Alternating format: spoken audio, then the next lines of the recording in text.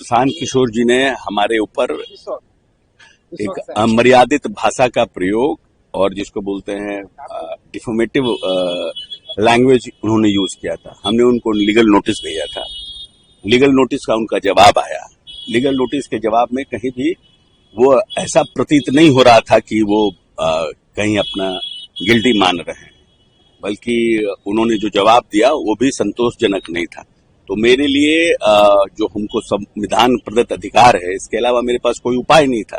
तो हमने defamation suit file किया है प्रशांत किशोर जी के खिलाफ कि या तो वो इस बात को प्रमाणित करें या फिर गलती माने, सॉरी बोले। उन्होंने ये कहा था कि आपकी बेटी ने हाँ, हमने अपनी बेटी को पैसा देकर टिकट दिलाया है, या तो इस बात को प्रमाणित करें या फिर वो माफी मांगे।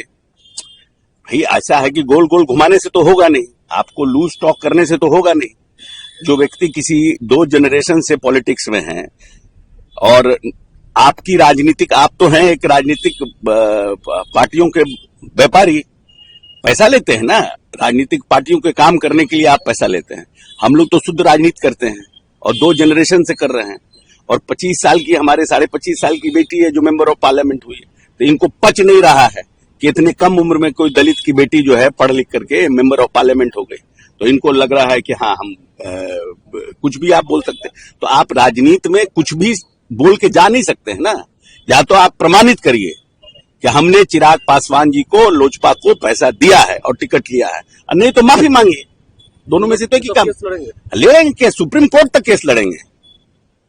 हम कुछ ऐसे व्यक्ति नहीं है। हमारे माँ बाप ने हमको अगर पढ़ाया लिखाया है तो इसलिए नहीं पढ़ाया लिखाया है कि सिर्फ आप एमएलए एमपी बन जाइए। हम उस समाज को रिप्रेजेंट करते हैं जिस समाज को लंबे समय तक आवाज नहीं था। तो मैं तो लड़ूंगा। ये हमको मानहानि और मुकदमा और एफआईआर से डराने वाला यहाँ कोई अभी पैदा हुआ नहीं है। जिनका आप नाम ले रहे हैं, जितनी बार चाहे उतनी बार मानहानि कर दे, जाके एफआईआर कर ले। ये लोग सरकार में बैठे हुए, आपको प्रशांत किशोर किससे डरने वाला दिखता है? हम कोई बालू माफिया हैं? हम शराब का धंधा करते हैं, किसी सरकारी पद पर हैं, डंके की चोट पर 3 बरस से बिहार में अभियान चला रहे हैं और आपके सामने अभी आए हैं। देख लीजिए, एक हवलदार भी हमारे साथ नहीं है। जिस बिहार में मुखिया बनने के बाद लोग 4 को गनमैन लेकर घूमता है सुरक्षा के नाम पर, उसी बिहार में 3 बरस से पैदल चल रहे हैं और आज तक एक सिपाही भी नहीं लिया हमने और हमको एक कुत्ता भी नहीं काटा है। हम किसी से डरने वाले हैं? गांधी मैदान से इसी सरकार ने हमको गिरफ्तार करने के लिए रात के अंधेरे में उठा लिया। 20 थाने के लोग मिलकर हमको अरेस्ट करने गए, कोर्ट में लेकर गया। क्या हुआ? उसी दिन डर के मारे छोड़ भी दिया। जब हमने गलती नहीं की है, कोई बिहार में खड़ा होकर नहीं कह सकता है कि प्रशांत किशोर ने 1 रुपया भी किसी से लिया हो। कोई नहीं कह सकता है कि हमने कुछ गलत किया हो। कोई नहीं कह सकता है कि हम जाकर किसी को गाली गलौज कर रहे हैं।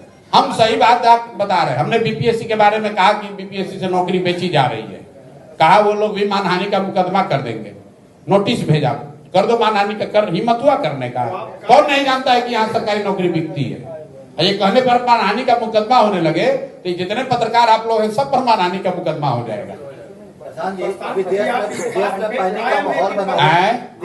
एक मिनट सर, एक पीछे बोला। आप इस बात पे कायम है कि अशोक चौधरी की बेटी को पैसे देकर के टिकट मिला? ये भैया पूरे बिहार में सरेआम चर्चा है। ये प्रशांत किशोर को कहने की जरूरत नहीं है। बिहार में गांव गांव में भ्रष्टाचार है, जमीन के सर्वे में पैसा लिया गया। अब हम ये चर्चा आम है। अब पत्रकार होने के नाते आप खड़ा होकर कहिए कि भैया बिहार में भ्रष्टाचार है, लोग शिकायत कर रहे हैं, तो कोई आप पर मानहानि का मुकदमा कर दे। अरे भाई, ये चर्चा आम है और आप पत्रकार हैं, आपको हमसे बेहतर पता है।